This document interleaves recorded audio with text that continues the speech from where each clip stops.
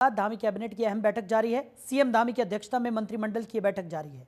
बैठक में कई अहम प्रस्तावों पर मोहर लग सकती है और सचिवालय में सीएम की अध्यक्षता में मंत्रिमंडल की बैठक हो रही है। बैठक में कई अहम प्रस्तावों पर मोहर लगने की उम्मीद है। बैठक में मानसून सत्र, धर्मांतरण विरोधी कानून को सख्त करने के साथ ही अन्य प्रस्तावों पर भी चर्चा हो रही है। सीएम पुष्कर सिंह धामी इस बैठक की अध्यक्षता कर रहे हैं और मंत्रिमंडल की ये बैठक कई मायनों में महत्वपूर्ण मानी जा रही है।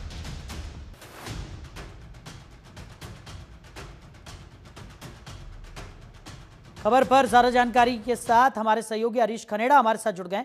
हरीश, क्या कुछ निकलकर सामने आ रहा है? सीएम पुष्कर सिंह धामी की अध्यक्षता में मंत्रिमंडल की महत्वपूर्ण बैठक आज हो रही है, कई अहम प्रस्तावों पर मोहर लगने की उम्मीद। निश्चित तौर पर देखिए साहिल, जिस तरह से आज की अगर बात करें तो आज मुख्यमंत्री पुष्कर सिंह धामी की अध्यक्षता में सचिवालय में ये बैठक ठीक 10 बजे से शुरू हुई है, जिसमें सभी जो मंत्री हैं मौजूद यहाँ पर पहुंचे हुए हैं बैठक में हिस्सा लेने के लिए। और आज मुख्यमंत्री की अध्यक्षता में जो बैठक सचिवालय में हो रही है, क्योंकि आज रविवार का दिन भी है और ऐसे में मुख्यमंत्री की अध्यक्षता में जो बैठक आज हो रही है, जिसमें कई महत्वपूर्ण प्रस्तावों पर आज धामी सरकार जो है वो धामी सरकार की जो कैबिनेट है वो आज मोहर लगाने वाली है। बैठक में मानसून सत्र और जो जबरन धर्मांतरण विरोधी जो कानून है उसको किस तरह से सख्त किया जाए, इस पर आज प्रस्ताव धामी सरकार ला रही है, क्योंकि 19 तारीख से ही कैबिनेट में विधानसभा का सत्र होगा, जिससे कानून बनकर के तैयार हो जाएगा। तो ऐसे में सरकार की मंशा रही है कि कैबिनेट की मंजूरी के बाद इसे विधानसभा के पटल पर रखा जाएगा, जहां से इसे विधेयक के रूप में इसे तैयार किया जाए और कानून के रूप में जो धर्मांतरण कानून है वो बन सके। तो इसी को लेकर के आज रविवार के दिन मुख्यमंत्री सचिवालय में बैठक कर रहे हैं। कैबिनेट की बैठक हो रही है, जिसमें आज कैबिनेट मंत्री सतपाल महाराज, धन सिंह रावत, तमाम जो मंत्री हैं, रेखा रेखू, सौरभ बहुगुणा सहित तमाम जो मंत्री हैं वो मौजूद हैं। जी बिल्कुल। और हरीश, जिस तरीके से आपने जिक्र किया कि कई महत्वपूर्ण ऐसे प्रस्ताव हैं जिनको लेकर इस बैठक में चर्चा लगातार जारी है। सीएम पुष्कर सिंह धामी की बात करें और लगातार जिस तरीके की मंत्रिमंडल की ये बैठकें हो रही हैं, लगातार कोशिश यही है कि विकास की जो तमाम परियोजनाएं हैं उनको भी ज़मीनी स्तर पर उसकी जो रूपरेखा है उसको और मजबूत यहाँ पर किया जाए। और साथ ही साथ जिस तरीके से इस बार मौसम ने कहर बरपाया है, ये भी एक महत्वपूर्ण मुद्दा है। जिस तरीके से तमाम तरीके के कदम यहाँ पर उठाए जा रहे हैं और कोशिश यही की जा रही है कि जहाँ जहाँ पर आपदा आई है वहाँ पर राहत और बचाव कार्य में तेज़ी लाई जाए। सीएम पुष्कर सिंह धामी खुद नज़र बनाए हुए हैं। ऐसे में ये महत्वपूर्ण हो जाती है बैठक जो आज सचिवालय में हो रही है।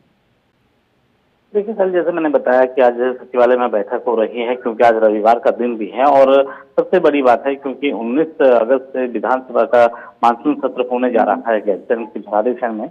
उसी को लेकर के जो धर्मांतरण कानून है उसे किस तरह से जो जबरन धर्मांतरण है उसे यहाँ पर सख्त बनाना है, उसी को लेकर के आज इसी के साथ कई अन्य प्रस्ताव भी हैं, चाहे वो धराली की आपदा हो या पौड़ी जिले की आपदा हो। जितना भी आपदा से नुकसान हुआ है उसमें किस तरह से लोगों की भरपाई होनी है, तो इन सभी चीजों को लेकर के आज कैबिनेट इसमें चर्चा कर रही है। कैबिनेट में आज चर्चा हो रही है और ये विधानसभा का जो मानसून सत्र होगा उसमें भी रखा जाएगा, क्योंकि इसके साथ ही जैसे कि चाहे वो विकास कार्य हों या कि तमाम जगहों पर जिस तरह से लोगों की जो मांग है उसे किस तरह से रखना है, क्योंकि अब विपक्ष की तरफ से भी कई सवाल खड़े हो सकते हैं, जिसमें सरकार भी जो सरकार के जो मंत्री हैं, सरकार के जो विभाग हैं, किस तरह से उनको जवाब दिया जाए, तो इसको लेकर के भी आज रणनीति यहाँ पर तैयार की जा रही है। सबसे बड़ी बात है कि जो बैठक है उसका मुख्य एजेंडा जो है जबरन धर्मांतरण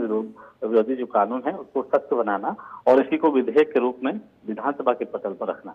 इसलिए भी आज रविवार के दिन मुख्यमंत्री आज कैबिनेट की बैठक बुलाई है, जिसमें 10 बजे से ही जो बैठक है वो शुरू हो गई है। सचिवालय में बैठक की जा रही है। चलिए हरीश, हमारे साथ जुड़ने के लिए, इन तमाम जानकारियों के लिए आपका बहुत शुक्रिया। आगे बढ़ते हैं। सीएम धामी ने घी संक्रांति की शुभकामनाएं सभी को दी। सीएम धामी ने एक्स पर पोस्ट कर बधाई दी है। तो उत्तराखंड के पारंपरिक लोक पर्व घी संक्रांति की बधाई उन्होंने दी है। पीढ़ियों को जोड़ने वाली अमूल्य धरोहर सीएम धामी ने इसको करार दिया। उन्होंने कहा कि यह पर्व जीवन में सुख समृद्धि का संचार करे। तो एक्स हैंडल पर पोस्ट कर सीएम पुष्कर सिंह धामी ने सभी को घी संक्रांति की शुभकामनाएं दी। सीएम धामी ने एक्स हैंडल पर यह पोस्ट किया और सभी को घी संक्रांति की बधाई दी। उत्तराखंड के पारंपरिक लोक पर्व घी संक्रांति की बधाई देते हुए सीएम पुष्कर सिंह धामी नजर आए। तो पीढ़ियों को जोड़ने वाली अमूल्य धरोहर की संक्रांति को सीएम धामी ने बताया। उन्होंने कहा कि यह पर्व जीवन में सुख समृद्धि का संचार करता है।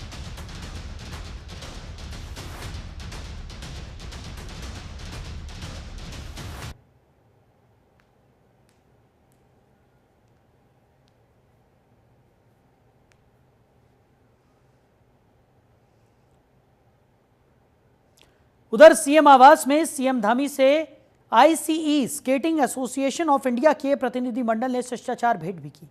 तो उत्तराखंड में स्केटिंग इंफ्रास्ट्रक्चर को मजबूत करने और स्केटिंग खेल व प्रतियोगिताओं को बढ़ावा देने के लिए किए जा रहे प्रयासों व रणनीति पर विस्तृत चर्चा हुई। मुख्यमंत्री पुष्कर सिंह धामी ने कहा कि राज्य सरकार प्रदेश में सभी खेलों के साथ ही स्केटिंग को भी बढ़ावा देने के लिए प्रतिबद्धता के साथ कार्य कर रही है।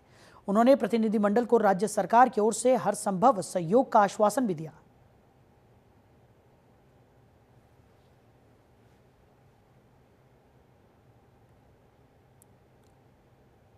उधर बीजेपी मुख्यालय देहरादून में पूर्व केंद्रीय मंत्री डॉक्टर रमेश पोखरियाल निशंक ने सरकार द्वारा गैरसैंण में विधानसभा सत्र आयोजित करने के फैसले को ऐतिहासिक बताया। उन्होंने कहा कि पहाड़ प्रदेश में कई तरह की चुनौतियां हैं। वहीं उन्होंने कहा कि गैरसैंण में सत्र आयोजित करने का यह कदम उत्तराखंड की जनभावनाओं का सम्मान है और लंबे समय से चली आ रही मांग को पूरा करता है। निशंक ने इसे पर्वतीय क्षेत्रों के विकास और राजनीतिक सशक्तिकरण की दिशा में मील का पत्थर करार दिया। हम लोग तो पहाड़ के लोग हैं। हमने तो उन परिस्थितियों में सुबह शाम रात और दिन काम किया है और कर रहे हैं। और पहाड़ ने तो ये जो उत्तराखंड है ये तो देश का स्वाभिमान और सम्मान है।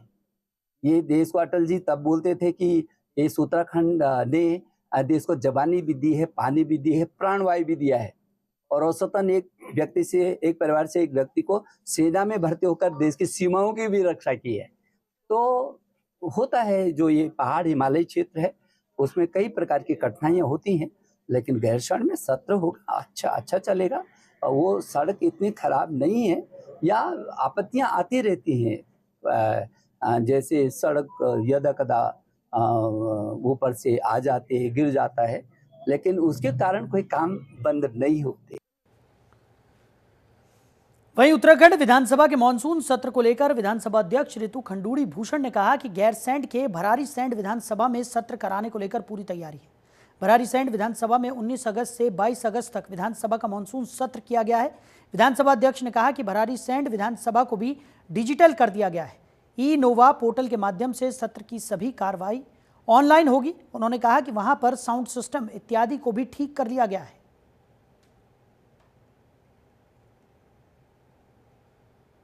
हम पूरी तरह से तैयार हैं। 19 से 22 भराड़ीसैंण गैरसैंण में सत्र होने जा रहा है। वहां पर भी अब हम नेवा के माध्यम से ही कार्य करेंगे। इसका मतलब हम डिजिटाइज वहां भी होगा। साउंड का भी वहां थोड़ा सा इश्यू होता था, उसको भी हमने ठीक करने का प्रयास IIT रुड़की के साथ मिलकर किया है। साथ ही साथ छोटे छोटे और भी काम है, उनको हमने वहां पर प्रयास किया है कि जो सदन हो, जो सत्र हो, वो अच्छे माहौल में हो और आराम से। उधर कांग्रेस मुख्यालय देहरादून में पूर्व मुख्यमंत्री और कांग्रेस के वरिष्ठ नेता हरीश रावत ने प्रेस कॉन्फ्रेंस कर बीजेपी पर पंचायत चुनाव में गड़बड़ी होने के गंभीर आरोप लगाए। उन्होंने कहा कि लोकतंत्र अपनी संस्थाओं से चलता है, लेकिन बीजेपी इन संस्थाओं पर कब्जा कर रही है। उन्होंने कहा कि चुनाव की शुरुआत से ही सरकार की नीयत संदिग्ध रही है। पहले चुनाव निलंबित किए गए, बाद में आरक्षण प्रक्रिया को जानबूझकर बिगाड़ा गया और 4 जिलों में आरक्षण के चक्र से छेड़छाड़ कर राजनीतिक लाभ उठाने की कोशिश भी की गई।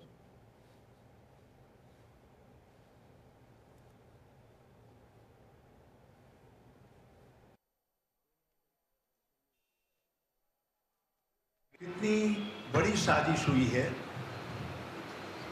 कि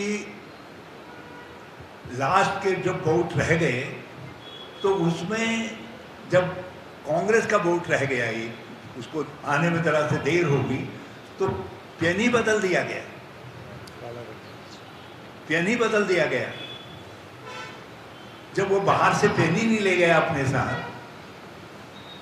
तो अंदर जो उसने लाइन खींची तो किसके लाइन किससे खींची इसकी लाइन, तो उसके लिए भिन्न प्रकार का पेन रख करके, ताकि 9-9 की जो टाई थी उसमें जो है भाजपा 10-8 से वो जीत जाए, इसके लिए जो है इस तरीके से, मतलब हर तरीके से। तो ये धामी सरकार ने पुलिस प्रशासन, पहले धन बल, पुलिस प्रशासन और गुंडा तत्वों के समन्वय से ये चुनाव परिणामों का जिला पंचायत और क्षेत्र पंचायत का अपहरण किया है। उधर नैनीताल जिला पंचायत चुनाव के दौरान हुए बवाल और उस पर जारी आरोप प्रत्यारोप पर अब पूर्व मुख्यमंत्री रमेश पोखरियाल निशंक का बयान सामने आया है। निशंक ने कहा है कि उन्होंने भी वायरल वीडियो देखा और सुना है जिसमें प्रदेश अध्यक्ष पर आरोप लगाए जा रहे हैं। उन्होंने साफ कहा कि उन्होंने खुद स्वीकार किया कि वो तो सामान्य रूप से घूमने गए थे, लेकिन बाद में उन्हें जानकारी मिली कि उनके अपहरण होने का आरोप लगाया जा रहा है। निशंक ने सवाल उठाया कि जब लोग खुलेआम घूम रहे थे और बातचीत कर रहे थे तो अपहरण जैसी बात कैसे कही जा सकती है। उन्होंने इस पूरे प्रकरण को बेबुनियाद और राजनीति से प्रेरित बताते हुए कहा कि वास्तव में कांग्रेस की पोल खुद ही खुल रही है और जनता सब देख रही है।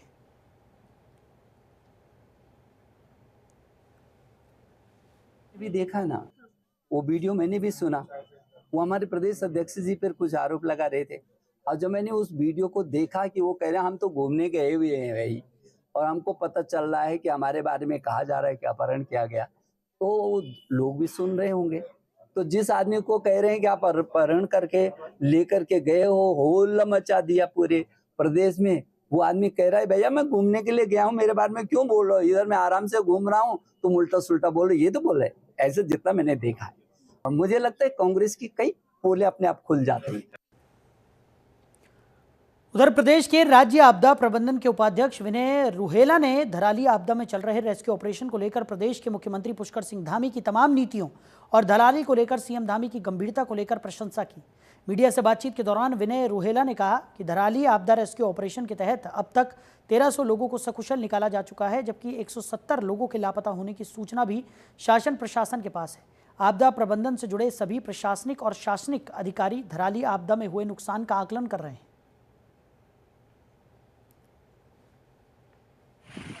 देखिए, थराली के अंतर्गत जो आपदा आई, लेकिन आपदा के अंतर्गत जो रेस्क्यू ऑपरेशन माननीय मुख्यमंत्री जी के नेतृत्व में सरकार ने वहां पर चलाया, वो अपने आप में अभूतपूर्व है। और मैं समझता हूँ आज तक के जो भी ऑपरेशन पूरे देश में सबसे तेज चलने वाला ऑपरेशन यही रहा होगा।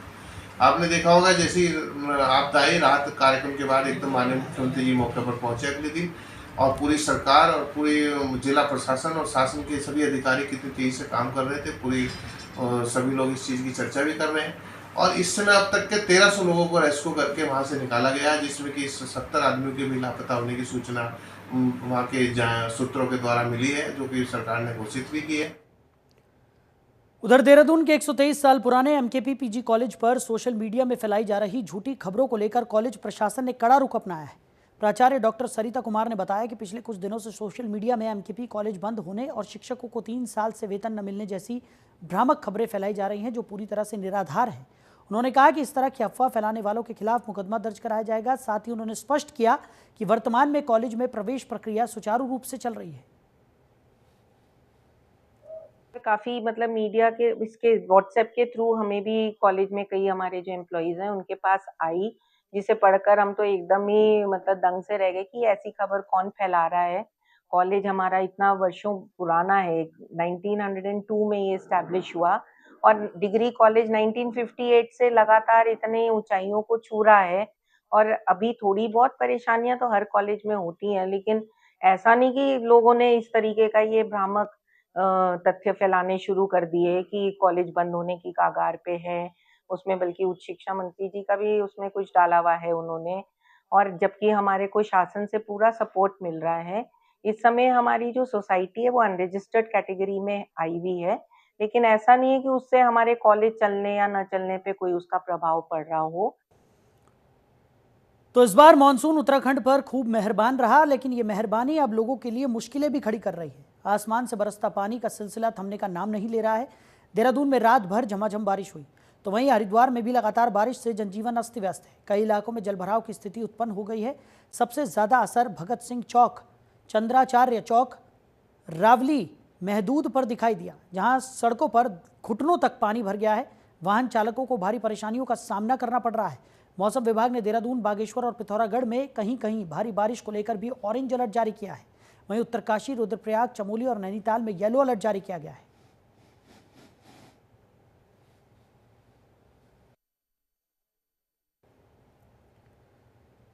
उधर यमुनोत्री नेशनल हाईवे के हालात ठीक नहीं हैं। जगह जगह चट्टानी मलबा आने से मार्ग अवरुद्ध हो रहा है और कई जगह मोटर मार्ग धंसने से दिक्कतें बढ़ गई हैं। इधर 2 दिनों से यमुनोत्री दर्शन का इंतजार कर रहे सैकड़ों श्रद्धालुओं ने मार्ग खुलने के बाद जानकी चट्टी पहुंचकर पैदल अपनी यात्रा का शुभारंभ किया। लगातार हो रही भारी बारिश से यमुनोत्री नेशनल हाईवे के हालात ठीक नहीं हैं। जगह जगह मलबा और फूल चट्टी के पास 400 मीटर हिस्सा धंसने से आवाजाही करना खतरे से खाली नहीं है। देर रात हुई बारिश से जंगल चट्टी के पास 2 जगह से मार्ग अवरुद्ध हो गया था, जिसे पोकलैंड मशीन की मदद से दोपहर तक खोला जा सका। उसके अतिरिक्त फूल चट्टी के पास 400 मीटर का हिस्सा लगभग 1.5 मीटर नीचे की ओर धंसने और खरसाली को जोड़ने वाले मार्ग के पास 150 मीटर रोड का हिस्सा आधा मीटर नीचे धंस गया।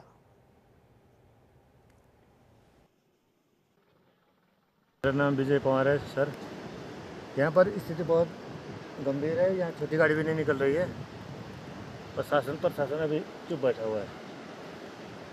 तो बड़ी गाड़ियाँ तो यहाँ आ ही नहीं सकती सर। यात्रा शुरू होने रहा, काम दाम भी कुछ होने रहा है। नीचे नदी का कटाव हो रहा है, शायद उसी से बैठा है नीचे। अभी कुछ नहीं किया सर। उपचार नहीं करेंगे तो फिर यात्रा भी चौपट है। दिनेश रावत, चार धाम हरिद्वार से। रोड स्थिति खराब है पूरी। हम तो बड़ी मुश्किल से आ रहे हैं। कहाँ क्या सही, यहाँ तो जान बचानी भारी हो रही। ये गाड़ी चढ़ रही है, गाड़ी चढ़ ही नहीं रही, सारा हिस्सा बैठ गए। बेलगाम से आए, 2 दिन हो गया। हम इधर ही थे बालकोट में। आज सुबह 1:30 बजे खोला है, अभी जस्ट आ गए। इधर हम वापस बालकोट में रुके, यानी ये गाड़ी इधर ही हो है ना स्टक, इसके लिए। सर यहाँ हम आ रहे हैं, अहमदाबाद से आ रहा हूँ मैं, अल्पेश पटेल नाम है।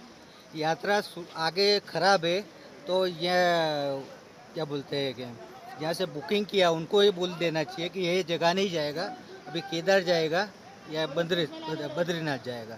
जिसको आना हो तो बोलो, क्यों परेशानी है तो कभी परेशानी का बात बन जाए और यात्रा धाम में नाम खराब हो, ऐसा बन सके ना सर। उधर पीएम मोदी की ओर से जीएसटी में बड़े बदलाव के ऐलान के बाद कांग्रेस ने केंद्र सरकार पर तीखा हमला बोला है। कांग्रेस प्रदेश संगठन उपाध्यक्ष सूर्यकांत धस्माना ने कहा कि जीएसटी को लागू करते समय ही कांग्रेस ने चेतावनी दी थी कि यह आम जनता, छोटे व्यापारी और कारोबारी वर्ग के लिए बोझ साबित होगा। देखिए, राहुल गांधी जी का जो कहना है, राहुल गांधी जी जो लगातार पिछले 11 वर्षों से मोदी सरकार की नीतियों पर हमला कर रहे हैं, एक के बाद एक जो राहुल गांधी कह रहे थे, उसको भारतीय जनता पार्टी की सरकार को, मोदी सरकार को अंतोगत्वा मानना पड़ रहा है। जातीय जनगणना के बाद अब जिस प्रकार से जीएसटी पर बैकफुट पर मोदी सरकार है, जाति जनगणना के बारे में राहुल गांधी ने कहा था कि कुछ भी हो जाए हम जाति जनगणना को लागू करवा कर रहेंगे, इसी संसद से लागू करवाएंगे। मोदी जी ने उसको स्वीकार किया, मोदी कैबिनेट ने उसको पास किया। और अब जीएसटी के बारे में जो राहुल गांधी ने कहा था कि ये गब्बर सिंह टैक्स है, तो आज प्रधानमंत्री जी का जो बयान जीएसटी के बारे में कि जीएसटी को उस पर पुनर्विचार करेंगे, देश के अंदर करों का जो सिस्टम है उस पर हम विचार करेंगे। तो कहीं ना कहीं आज पूरे देश के सामने ये साबित हो गया है कि आप पिछले 11-12 वर्षों में राहुल गांधी को जो देश के अंदर पप्पू साबित करने में लगे हुए थे, राहुल गांधी जो कह रहे थे वो 100% सही था, और आज आप पूरे देश के सामने पप्पू साबित हो गए जब राहुल गांधी के एजेंडा पर आप लोगों को काम करना पड़ रहा है। देखिए, उधर त्रिस्तरीय पंचायत चुनाव के तहत क्षेत्र पंचायत प्रमुख, ज्येष्ठ प्रमुख और कनिष्ठ प्रमुख पद पर निर्वाचन प्रक्रिया संपन्न हुई। इस प्रक्रिया में ब्लॉक प्रमुख पद पर अस्मिता नेगी ने जीत हासिल की, तो वहीं ज्येष्ठ प्रमुख पद पर अर्चना तोपाल और कनिष्ठ प्रमुख पद पर नीरज पटवाल ने जीत हासिल की। जीते हुए प्रत्याशियों के समर्थकों ने ढोल नगाड़ों, आतिशबाजी के साथ जमकर जश्न मनाया। चुनाव में पौड़ी ब्लॉक के रिटर्निंग अधिकारी और जिला समाज कल्याण अधिकारी ने बताया कि पौड़ी ब्लॉक में त्रिस्तरीय पंचायत चुनाव के तहत निर्वाचन प्रक्रिया शांतिपूर्ण ढंग से संपन्न हुई, जिसमें सभी प्रत्याशियों ने सहयोग भी किया। त्रिस्तरीय पंचायत निर्वाचन 2025 के क्रम में पौड़ी विकास खंड में आज हमने प्रमुख क्षेत्र पंचायत एवं ज्येष्ठ उप प्रमुख एवं कनिष्ठ उप प्रमुख के पदों पर मतदान एवं मतगणना की प्रक्रिया शाम को लगभग 3:30 बजे तक तीनों पदों पर विजयी उम्मीदवारों का परिणाम घोषित किया और इसके साथ ही जो हमारी मतदान की प्रक्रिया है वो शांतिपूर्ण ढंग से संपन्न हुई। चुनाव प्रक्रिया में जितने भी हमारे मतदाता हैं सभी ने शांतिपूर्ण ढंग से मतदान की प्रक्रिया संपन्न कराने में हमारा योगदान दिया और इसके साथ ही मैं पुलिस बल एवं जिला प्रशासन का भी धन्यवाद करना चाहूँगा जिन्होंने अच्छी व्यवस्थाओं के तहत मतदान की प्रक्रिया को संपन्न कराया। चाहूँगा कि मैंने मतदान एवं मतगणना की प्रक्रिया संपन्न होने के बाद समस्त अपने कार्मिकों का धन्यवाद ज्ञापित किया। उसके साथ ही सर मैं सबसे पहले धन्यवाद करना चाहूँगी अपनी सामान्य जनता का जिन्होंने मुझे यहाँ तक पहुँचाया है और सर सभी अपने बीडीसी मेंबर का जिन्होंने कि मुझे पूर्ण सहयोग दिया एवं हमारे सभी जो भी भाई बहन माताएं एवं पिता तुल्य बुजुर्ग हैं उन सभी को मैं आभार व्यक्त करती हूँ उन सभी का। सर बहुत अच्छा रहा हमारी चुनाव प्रक्रिया। पहले तो सबसे अच्छा ये लगा कि बहुत ही शांतिपूर्वक हमारी चुनाव की जो भी प्रक्रिया थी वो पूर्ण हुई और उसके बाद सर हमारे जो हैं टोटल 21 मेंबर होते हैं बीडीसी के पौड़ी ब्लॉक में, तो उसमें से 15 वोट मिली है मुझे और 6 हमारे विपक्षी जो मतलब उठे थे विनोद भंडारी जी उनको। तो सर अब जैसे मैं प्रमुख पद पे हूँ मतलब अब मुझे आज से वो प्रमुख पद से घोषित कर दिया गया है और धन्यवाद करना चाहती हूँ अपनी सरकार का जिन्होंने एक बार फिर से महिलाओं को एक नया नाम दिया है और ग्रामीण से यहाँ तक एक पद देने का वो किया है और मैं जो भी पद में हैं तो मैं और प्रमुख जी या कनिष्ठ प्रमुख हम मिलके कार्य करेंगे और ईमानदारी से अपने विकास का पौड़ी विकास खंड को आगे ले जाए। मैं बस यही अपनी पौड़ी जनता को धन्यवाद करना चाहती हूँ, अपने ग्रामीण क्षेत्र की जनता को धन्यवाद करना चाहती हूँ जिन्होंने इतना सहयोग दिया हमें यहाँ तक पहुँचाया है, महिलाओं को यहाँ तक पहुँचाया है, तो मैं धन्यवाद बोलना चाहती हूँ। अभी हमारे प्रदेश के लिए उन्हें हार्दिक शुभकामनाएं हैं। उधर द्वाराहाट ब्लॉक प्रमुख चुनाव में मतगणना के दिन हुए गोलीकांड मामले में पुलिस ने बड़ी कार्रवाई करते हुए 3 आरोपियों को गिरफ्तार किया है। एसएसपी के निर्देश पर बनी विशेष टीमों ने करीब 50 सीसीटीवी कैमरों की गहन जांच की और स्कॉर्पियो में सवार हमलावरों को दबोच लिया। सभी आरोपी नैनीताल जिले के रहने वाले हैं। एसएसपी ने बताया कि घटना में प्रयुक्त रिवॉल्वर आरोपियों ने भीमताल में फेंक दिया था। फिलहाल पुलिस पिस्तौल की तलाश में जुटी है।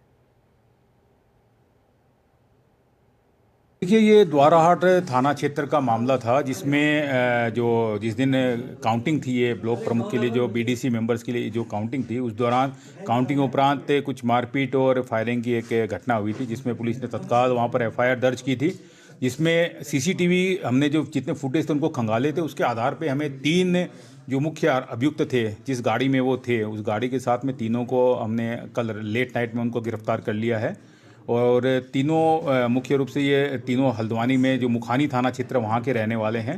पूछताछ में उन्होंने यही बताया कि फ़िलहाल वो आए थे तो किसी इलेक्शन रिलेटेड पर्पज़ से ही आए थे, तो उनको गिरफ्तार करके आज हम माननीय न्यायालय में पेश कर रहे हैं और इस संबंध में जो अन्य जो एफआईआर हुई उनकी अभी इन्वेस्टिगेशन प्रचलित है।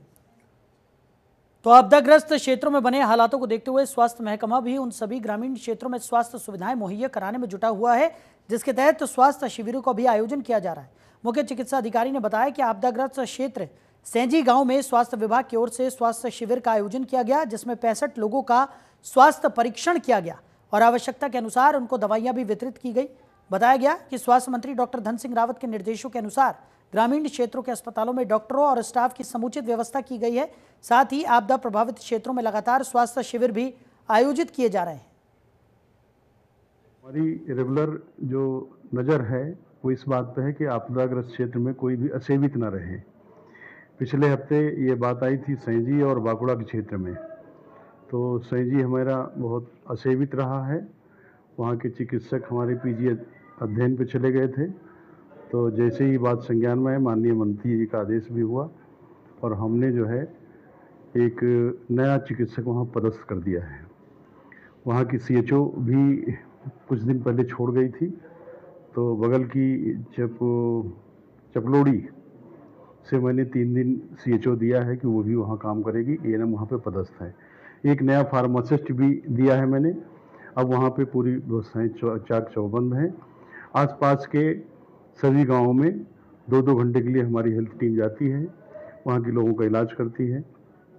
तो अब सैंजी क्षेत्र हमारा असेवित नहीं रहा। तो फिलहाल इस बुलेटिन में मेरे साथ इतना ही। आप बने रहिए और देखते रहिए जनतंत्र टीवी। नमस्कार।